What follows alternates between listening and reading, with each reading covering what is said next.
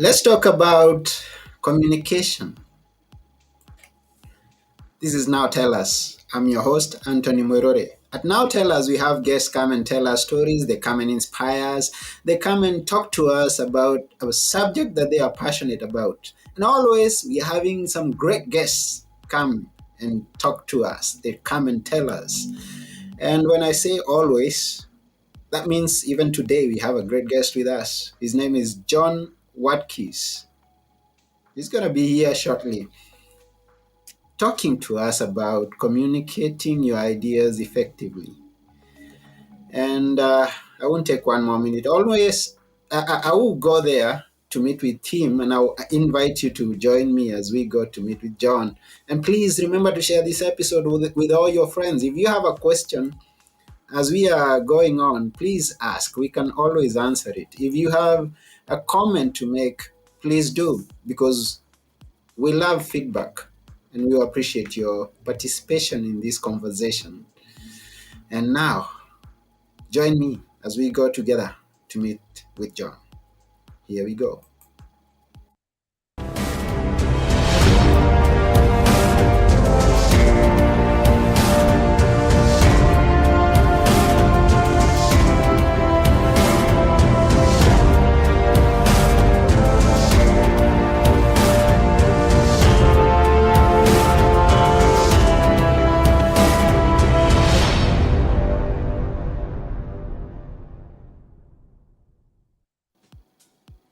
Hello, John. Hello, Anthony. How are you? I'm fine. How about you? I'm doing excellent. I appreciate you having me here. Yeah, it's good to have you here at Now Tell Us. We appreciate your coming. Now, Well, we could be coming from different sides of the world. Where are you? I am in Sun City Center, Florida. And for those who don't know where that is, it's just south of Tampa, Florida. It's a more popular city. That's beautiful. And I happen to be seeing that second name for the first time. I just hope that I got it right. You did. Most people try to correct my last name. They say Watkins. You I had it almost perfect. did. I almost did. When I saw it at first, I almost did. And I was like, is this his real name? Tell us about it.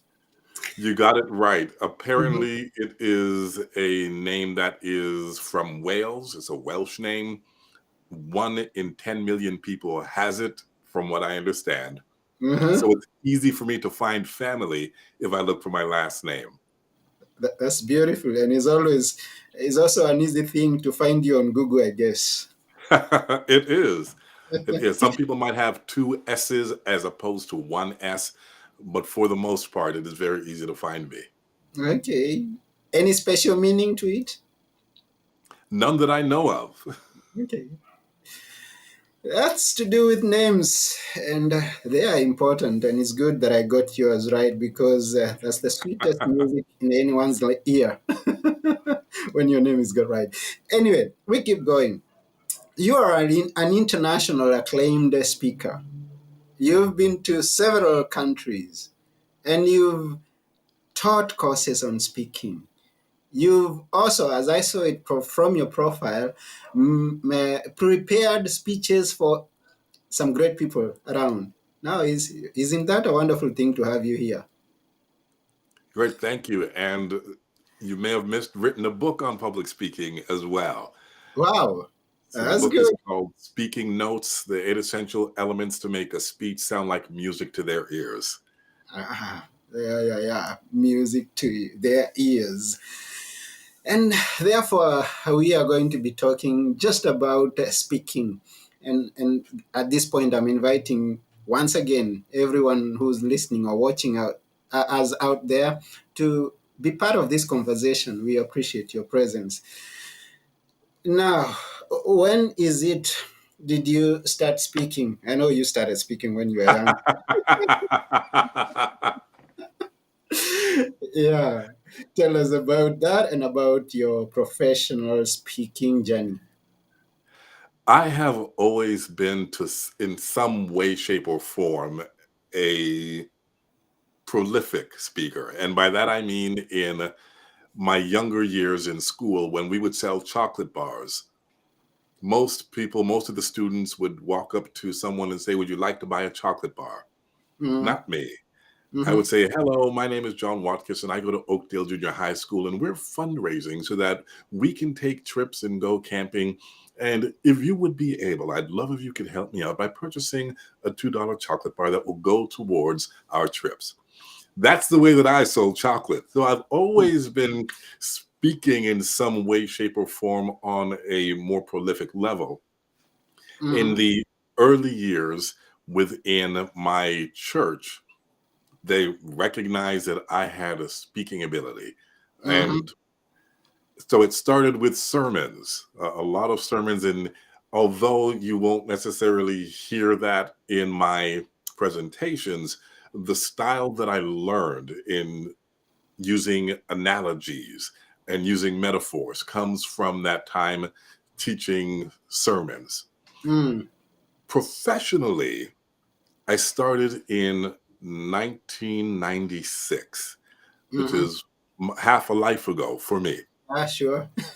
For I, both. I went to a workshop in 1994, Mm-hmm. and the presenter, his name was Darcel Carrington. I still remember the date. It was June 23rd, 1994, Mm. when I saw Darcel Carrington present on how to deliver exceptional customer service.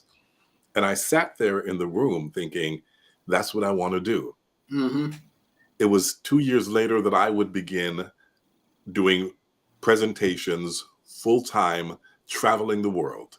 Mm. And I went to Australia and Wales and the island of Cyprus. And at the time I was in Canada, so the United States. Most recently, I was in Saudi Arabia just last year. Mm. It started back in 1996 that I started speaking professionally. Mm-hmm. That's beautiful. So it's been quite, and that's apart from now the other things that you've mentioned. Is that your main thing, speaking, or is it coaching, or what is your main thing? Just curious to know. The main thing is still speaking and coaching. As Yeah. much as I enjoy doing a number of other activities, voiceover is another one. Because I've been doing it for so long, I keep coming back to the speaking and then the coaching on the side, or Mm. coaching in addition to. But there's more speaking than coaching. Mm. And I love the fact that you took your lessons from the great teacher. He, the great teacher, and in this case, I mean Jesus, is known to be a great storyteller.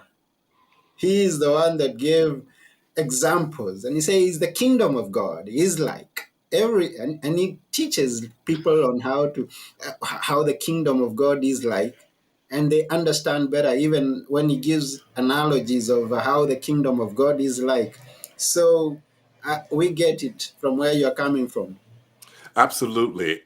And in addition to that, if you look at the Songs of Solomon Mm, and you look at the book of Proverbs, those are all analogies, metaphors that teach you to compare one to another so that it's easy for people to understand.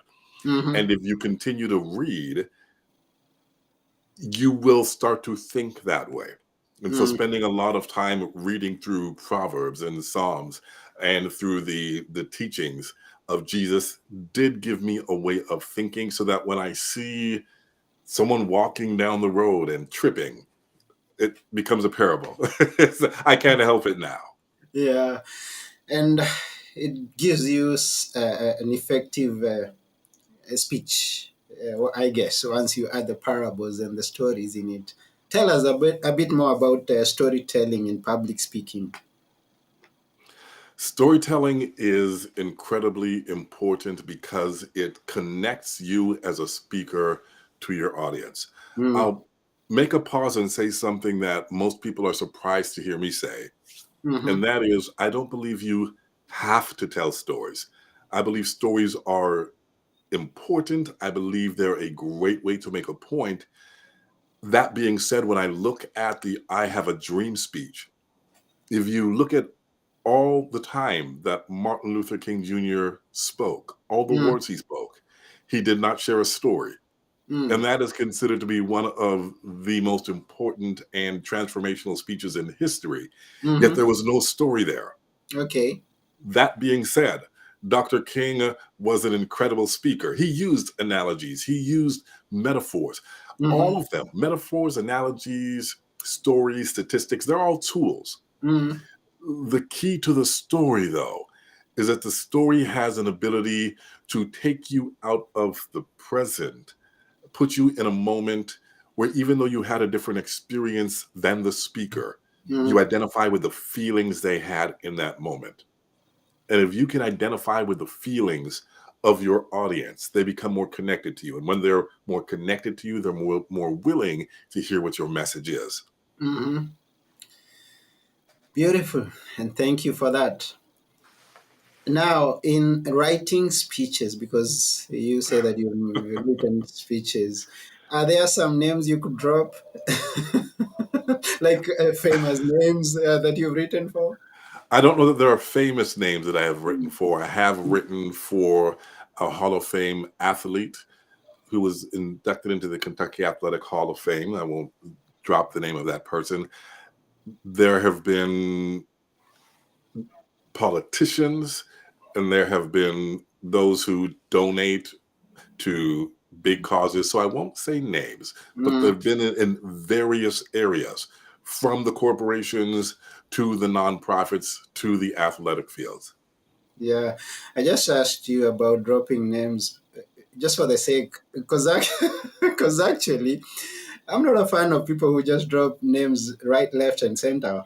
Although in this case, would be a good for a good cause anyway. So it's good that you keep their names there. Now, tell us about is writing. How different for someone who may not have an experience? How different is as a written speech, and definitely a speech that is written is going to be spoken from a speech that someone just practices without writing it down. And just, I mean, I just come there and speak and say you what it is that I want to say. Let me answer a question you didn't ask and then answer the question you did ask. Okay, go ahead. Go ahead. And that is, when it comes to writing a speech, you do have to write for the ear. And where most people are not skilled is writing for the ear. They write as if they're writing an essay. And when we write an essay, it's written to be read. We read essays. Mm, And that's why sometimes when you hear someone read a speech, they sound stiff and they don't sound natural. yeah. It's because the speech wasn't written naturally. But this is the Mm, question you didn't ask. There is a difference between a speech written in an essay or a paper versus a speech that is written to be read out loud. hmm. Yeah. Now, to answer the question that you did ask, Okay. what's the difference between the written speech that is prepared and someone just speaking off the cuff? Mm-hmm. Usually, unless the speaker is incredibly skilled and has a lot of experience, the difference is the organization and the Mm-hmm. clarity of thought and flow. It is very difficult, even for the most knowledgeable expert, to express an idea in an easy to follow way unless they have previously written it down. Some can't do it when they have written it down. Mm-hmm. But the key is Mm-hmm. you have expertise, and then there's the ability to explain expertise. And a lot of experts don't know how to put their information in a way that is easy to follow and then easy to remember. That would be the biggest difference. Yeah, and then thank you for answering a question I didn't ask and a question I asked. Thank you very much. Now, and then you talk about writing and practicing. How much is too much rehearsal? I'm curious because once I write a speech, I should rehearse it. How much is too much? If I may borrow from Luther Vandross, never too much, never too much, never too much. You you cannot practice a speech too much. Mm-hmm. What people will say is if you practice too much, you get bored of the speech, and then when you deliver it, people will know that you're bored. let's Mm. let's move away from speaking for a moment. And let's look at a sport like soccer or football, depending on what you call it. Mhm.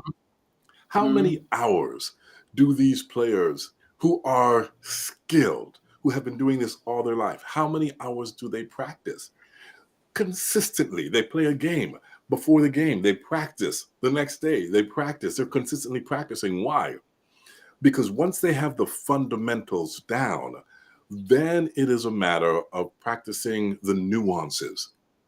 But Mhm. with your presentation, first you have to practice enough to know it so well that if there's an interruption, if something doesn't go as planned, they can adjust comfortable Mhm. in the presentation.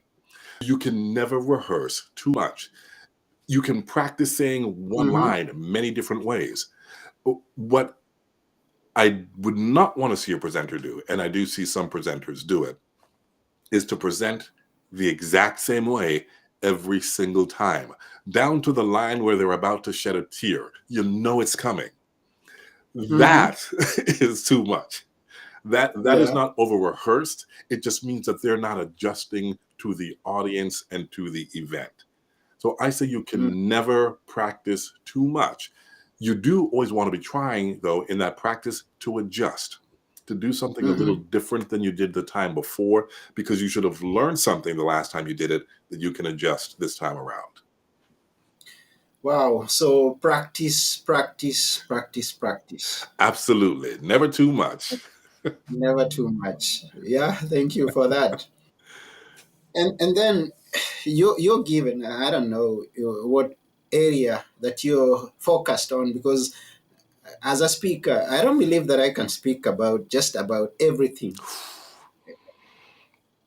How's that? What's it with the focusing? And yeah, what's it with focusing on an area that you're interested in or that you're capable of delivering effectively? I have learned that there is so much information on any topic that you can go incredibly deep. And the Hmm. deeper knowledge you have of a topic, the more credible you will be as you present, the better you will be able to answer questions about that topic. Mm-hmm. Also, with any topic, to really understand it, you have to know not only what you think about the topic, but you have to be able to see what is the opposing view on that topic. How does everyone or how do other people see it? If someone were Mm-hmm. to argue what you're saying, what would be their argument? That's when you know you truly understand a subject. And you can go to a doctor who is a general practitioner, or you can go to someone who specializes in pediatrics, so someone who specializes with children. You Mm. know that the one who specializes is going to get paid more because they've spent a little extra time in that area. As a speaker, Yeah. you want to spend extra time in your area, get as deep and as knowledgeable as you can. That doesn't mean you explain everything you know. Mm-hmm. You simply have a deeper level of knowledge so that you're able to more easily express information and then answer questions. Wow. Thank you. And comes a point when, yes, you have to specialize on a subject, and by circumstance, this is not your favorite. This is something that has put you in that spot because you are in this organization where you're the only one who can deliver this speech. How do you make a speech that is boring interesting? The, How do I come pick a speech and come and people give us a secret? I like that. The first key to delivering a speech and not making it boring is by not believing it's boring. If you say, I've got to give the speech and it's a boring topic, because Mm, you feel that way, that feeling is going to be expressed in your mm, presentation. yeah. What I do instead is I ask myself, with this particular topic, with this information that I'm teaching, Hmm. what are the consequences of not knowing this information? What could go wrong if someone doesn't follow these rules, these mm, guidelines, this information. And then what may seem like a boring topic, once you understand the consequences of it, all of a sudden it becomes more interesting. So it has to be mm, relevant first to the audience. mhm, Another way that you can take a topic which could be dry is to try and add some life to it. You do that by asking questions. This is one of the mm, biggest mistakes we make in presentations, is that we go out and we deliver all the information rather than posing a question that would make people interested in hearing the information we're about to deliver. mhm, So even in this dry topic, I could say true or false and ask a question. Say, how many of you mhm, believe that's true? Okay, how many of you believe that's false? Now I have their interest because they want to know whether this is a true or false statement. And then I can say the answer is true, and here's why. mm. So I've added a little bit of audience involvement by asking a question, by drawing them in, and then I am giving them the information that satisfies their curiosity. Wow. Engage the audience and make it Always. interesting. Always, always engage the audience. That's beautiful. Now, to those who are watching and those who have joined us along the way, we appreciate. Thank you, Nemi, for the feedback that you love it. And even those who are not commenting, we have a lot of people who just watch and not say anything. Now, we are asking you to become someone who says something, stand on the stage and tell us something. And we are talking about communicating your ideas effectively. And I guess that maybe John can give us some point forms about this. So I will give you the stage and you will give us some point form of this communicating your ideas effectively. One, two, three. And then we will be almost done. One is, before you speak, understand what you would like to have happen once you finish speaking. If you are a salesperson, do you want to set up a second meeting? Do you want them to purchase your product? Do you want them to introduce you to someone else? Understand what you would like to happen as a result of your speaking. If you are a politician, do you want them to volunteer? Do you want them to vote? What would you like them to do at the very end? I am always asking my clients when they hire me to speak, when we're done, if I could wave a magic wand, what would the people in the room be able to do at the end of this presentation that they cannot do at the start? Mhm. Once you know that information, every story you tell, every statistic you use, every analogy that you incorporate must move your audience towards taking the action that you would like to happen at the end of that presentation. Mhm. Good. Second is understand the people who you are speaking to. Maybe these people agree with you. Maybe they disagree. Maybe they have a broad understanding of your topic already. Maybe they're brand new to the topic. Maybe they understand your acronyms and your jargon. Maybe they don't. You have to understand who they are before you can deliver a message that will resonate with them where they are. Know who's in the room, how they feel, what they know, and then you will tailor your message around those particular points. Mhm. Third, I will say less is more. And by that, I mean we give far too much information. When we are speaking, the audience will forget the majority of what we say. And so as a result, if you have, and you said, give me 3 points that people can walk away with. Three is a perfect number. We speak in three: beginning, middle, end, past, present, future. I came, I saw, I conquered. So speak in threes. If you can have 3 main points, and then give an example of each of those main points, give a statistic for each of those main points, people will remember the main point when they walk away. So first, know your goal. Second, know your audience. And then third, make sure that less is more. Give them three main points that they can remember when they walk away. Mm, that's good. Thank you for that. I've been in situations, gone to a service, a church service, or a meeting where we've invited the speaker to say something for 10 minutes, and it turns out it turns out to be an hour. I can't remember a thing that speaker said. Absolutely.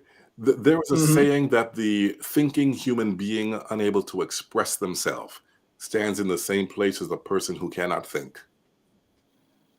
Mm. You must be able So that to, the thinking human being unable to yeah. express themselves stands in the Hmm. same place as the person who cannot think. Wow, that's beautiful, beautiful. Yeah. And then we noted something, maybe someone who's not had an experience in public speaking or delivering some message effectively. We noted something that even though I was not ready to ask you a question, every point that you gave and kept quiet for some 5 seconds. How's that? What's that? I'm an introvert by nature. Okay. And introverts always process their thoughts before they speak. Extroverts Hmm. tend to think out loud. Yeah.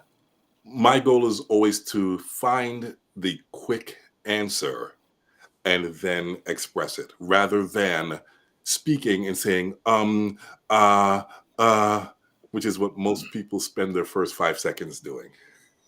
Mm. Be comfortable with silence. People will wait for Hmm. you. Yeah.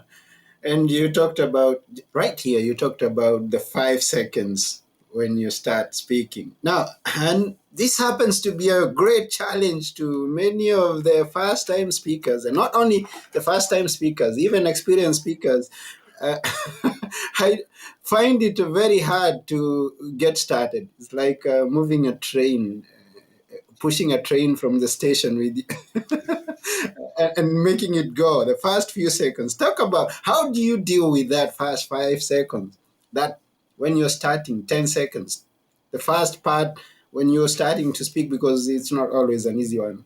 That's my experience anyway. Let me ask for clarification. Do you mean the nerves or grabbing attention? Because those are two different areas in those first few You seconds. can talk about both of them. Let's talk about the capturing attention first.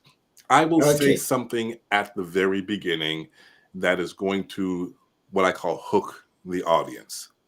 It Mm-hmm. could be 6 words changed my life. Mm-hmm. And people want to know that it is what it is. It could be true or false. Would you say that we have shorter attention spans today than we did 10 years ago? Who says true? Who says false? Again, I've got attention. I could Mm-hmm. start by saying, "Na sundunia babagiti baba," and then I have their attention. So it really depends on the particular presentation. My goal is whether I start quiet or whether I start with a shout to Mm-hmm. get them intrigued as to what's going to happen for the next few minutes. That is on the capturing attention side. On the confidence side, the nerves, you will feel those nerves, especially if you're Mm-hmm. not presenting consistently. The way to prepare for them, the best way is to manage your breathing. When we are nervous, our breathing is usually shallow and we're shoulders are coming up. If you practice your breathing beforehand, and I don't just mean a few seconds before the presentation, I mean daily, then you will find that when you get to those situations that you are nervous, those speaking situations, and you control your breath, you will also be able to control what feels like nervousness. Here's the breath pattern that you should be practicing daily. You inhale for 4 seconds through your nostrils, and you keep your shoulders back and down. Because if you're breathing like this, you're using the wrong muscles and you're becoming more tense.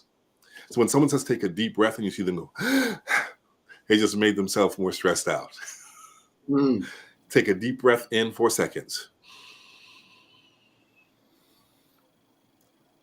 And then you hold the breath from 4 to 6 seconds, and then through the mouth you release.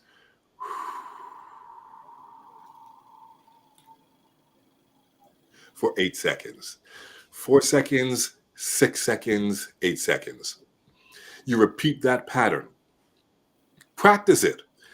The next time you were in a situation where you were feeling nervous or anxious, maybe you have an important task coming up. Maybe you're standing in a store and the person in front of you is taking a long time.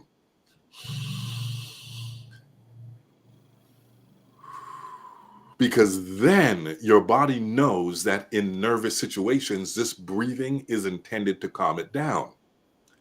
If you wait till you are just about to speak and you think, okay, now it's time to breathe, it's too late.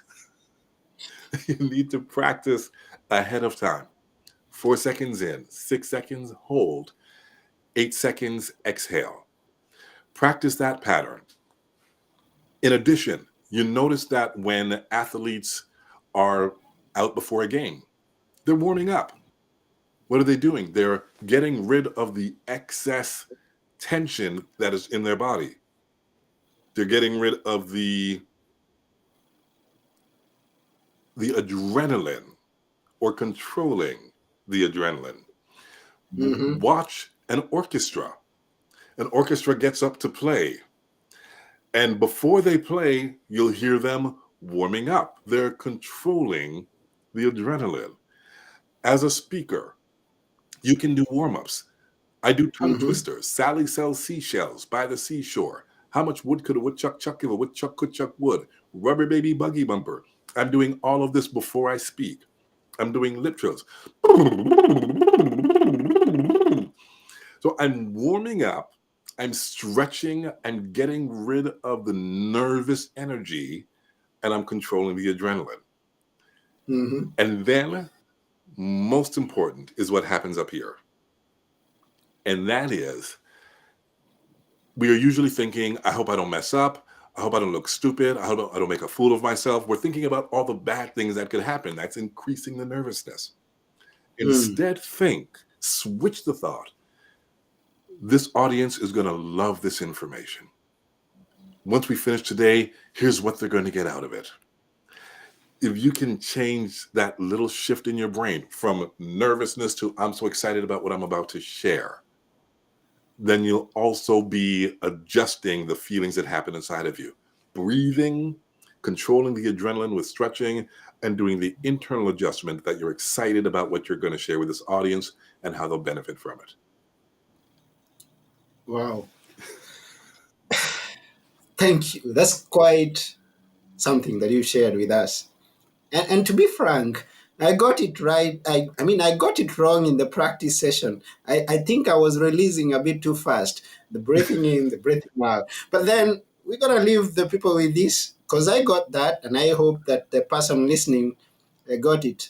It's 4, 6, and 8. I got Yes. it. Yes. So you're a great communicator. You're an effective communicator. Thank you. I'm glad I've been able to do this for 26 years as a result of the ability to communicate and still learning every day. Yeah, we never stop learning. And I also came out with what you gave us. I mean, you didn't give us quite a big list not to remember. You gave us an easy one. I hope the one who's listening also got this. Now is know your goal, know your audience, and be brief. Good. Did I get that? You got it. Excellent. Yeah. Yes. Yes, less is more. Less Yes. is more. So we were waiting for a list of 10 items. You only gave us 3, and we will remember that. Thank you very much. You did Three, well. 3. So I'm gonna become an effective communicator. I'm believing that. I'm gonna practice until I get it. And switch the words to "you are an effective communicator" and continuing to improve. You are. I am an effective communicator. Yes. Yes. And that goes out to you who's listening or watching. You're an effective communicator. Believe that from today, practice it, and come out shining. Yes. As Mufasa said, remember who you are. Remember whom you are. And there's quite much that we didn't share in this episode because you should mention to us that you've played a part in that because you Yes. did. Yes. Yes, How they was it did. before we wind up the show? I was in Toronto at the time and I was speaking full time. I saw an ad for Singers Wanted for The Lion King. I Mm, auditioned for it and I got the role of the understudy for Mufasa. So that was one of those fun things I did in my life that has mm. yielded benefits to this day. That's beautiful. That must have been a wonderful experience. It absolutely was once in a lifetime. Yeah. So now here we are. We are learning, and thank you very much for coming to our show and everything that you shared with us. We thank you. What's in the future? In the future, I am looking to increase my reach with my artistry. And by that, I mean, I have been doing the public speaking and I tried to reduce it, but I'm looking more to increase my performance. So, my voiceover, looking to produce shows with other speakers that involve artists. I want to use Mhm. all my gifts and talents and put them together. That's what's in the future, is combining everything I do into a show stopping experience.